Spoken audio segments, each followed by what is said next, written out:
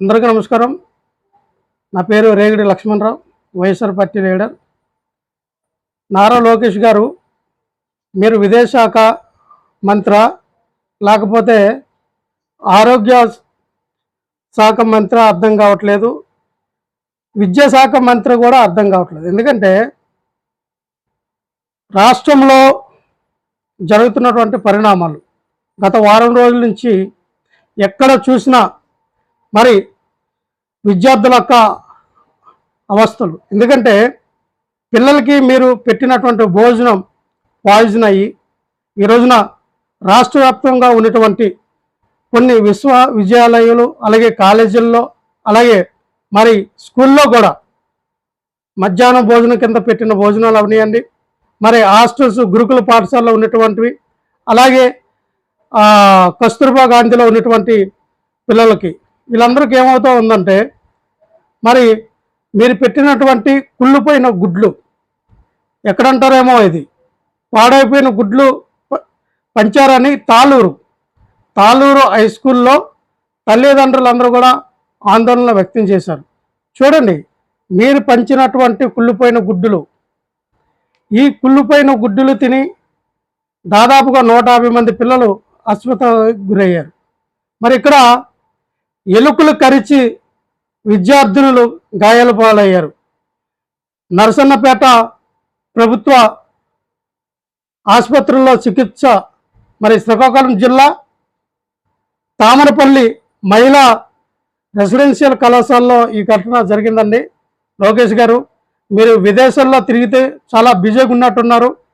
ఒకసారి మన ఆరోగ్య శాఖలో జరిగినటువంటి విద్యాశాఖలో జరుగుతున్నటువంటి ఈ విధానాన్ని మీరు గమనించాలి. అలాగే ఫుడ్ పాయిజన్ అయ్యి 62 మంది గురుకుల విద్యార్థినులు అస్వస్థతకి గురయ్యారు. అది అక్కడంటారేమో కాకినాడ జిల్లా. మరి ముఖ్యంగా మన DCM పవన్ కళ్యాణ్ గారు, మరి ఏదైతే నేను ప్రశ్నిస్తా అన్నటువంటి పవన్ కళ్యాణ్ గారు, మరి కాకినాడ జిల్లాలో జరిగినటువంటి ఈ యొక్క 62 మంది బాలికలు అస్వస్థతకు గురయ్యారు. మరి దానిపైన కూడా మీరు స్పందించాలా. ఇక్కడ IIIT న్యూజివీడ్లో ఉన్నటువంటి IIIT మరి ఇంజనీరింగ్ కాలేజీలో కూడా ఈ రోజునే మరి దాదాపుగా 150 మంది పైగా మీరు ఫుడ్ పాయిజన్కి గురై అస్వస్థతకు గురయ్యారు. దీనిపైన కూడా చర్యలు తీసుకోవాలి. అంటే మీరు వచ్చినటువంటి ఈ 70 రోజుల్లో 45 సంవత్సరాలు రాజకీయ అనుభవం ఉన్నటువంటి చంద్రబాబు నాయుడు గారి పరిపాలనలో ఈ రోజున ఆరోగ్యానికి దిక్కులేదు, అలాగే విద్యకి దిక్కులేదు.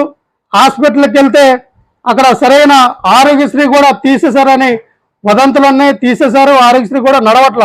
అంటే అస్వస్థతకు గురైనటువంటి విద్యార్థులు హాస్పిటల్కి వెళ్తే సరైన ట్రీట్మెంట్ కూడా వాళ్ళకి అందడం లేదు.